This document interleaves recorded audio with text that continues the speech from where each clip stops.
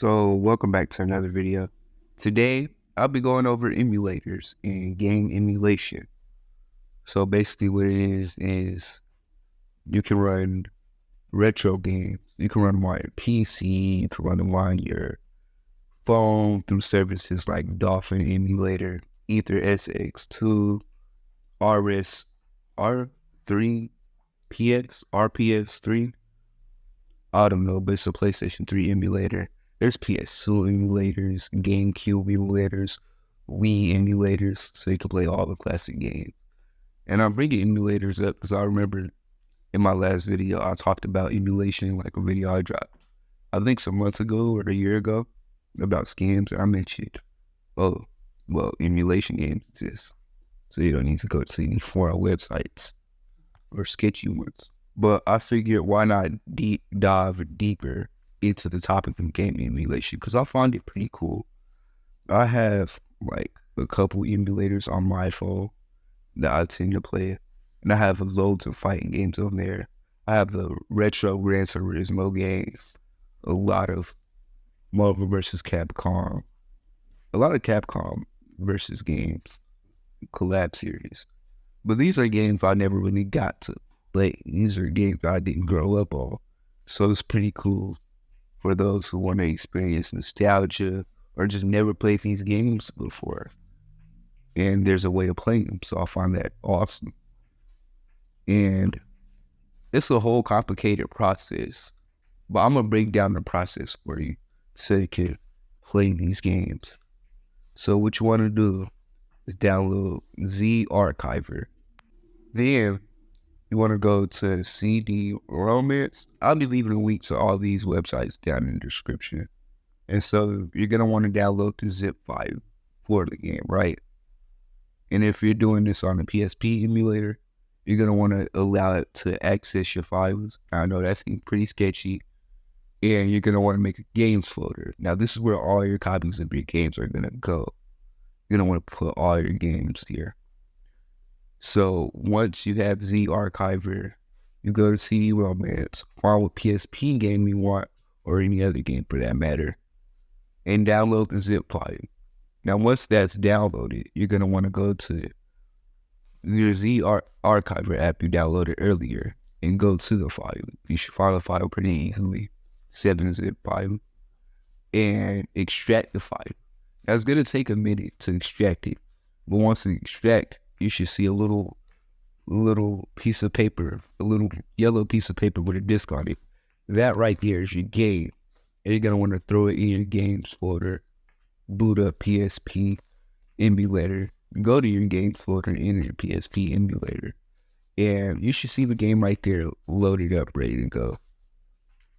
Now for the PS2 emulator, it's a little bit more complicated because you got to download your own BIOS for it in order to run the PS2 itself on your phone. So I downloaded Ether SX2. I forgot where I got the PS2 BIOS, but you can Google it and find it pretty easily. Just be careful. And you're going to want to download it. There's going to be one for Europe, America, and Japan. You can download either one. Me personally, I have the Japan version, or I think I have the European version. But it still runs just fine on my phone. And you could just download the game files from CD Romance. I think they have PS2 games on there. So you could just download them from there. Once you go back to Ether SX2, it'll automatically scan through your game folder. And you should find them right there, easy as pop. And there is one little cool thing to the Ether SX2 one. I found this old retro cheat decoder. And there's a bigger emulation YouTuber who goes into more deep dives about all of this. But there's Codebreaker 1000. I think that's what it's called. Get that. You're going to want to get that because for every PS2 game you want or you have already on there, you're going to, of course, want it modded. So what you want to do is go to the game you have through the Codebreaker game. Choose what cheats you want. Start the game with the cheats, then change the disk, and then find the bin file for the game. Okay? You're gonna want to find the bin file for the game and click it, and it should change the disk to the game itself with the cheats already loaded on there. Yeah, for Dolphin emulator, you're gonna want to go to Vim's Lair. Yes, that's the other website. They have every retro game. So you're gonna want to go to Vim's Lair.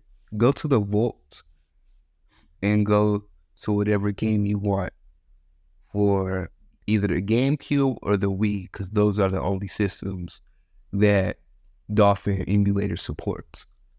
So go to what game you want, download the game, and it should automatically install in Dolphin emulator. But you might have to make a games folder for that also. You'll probably have to make a games folder for each one of these emulators if you want to. And it should automatically scan, have the game in there ready, and you're ready to enjoy. And also, I don't know if anyone wants this, but I did find a copy of Hotline Miami 2 for mobile that you can actually download, and it's a perfect working copy if you don't mind playing with controller.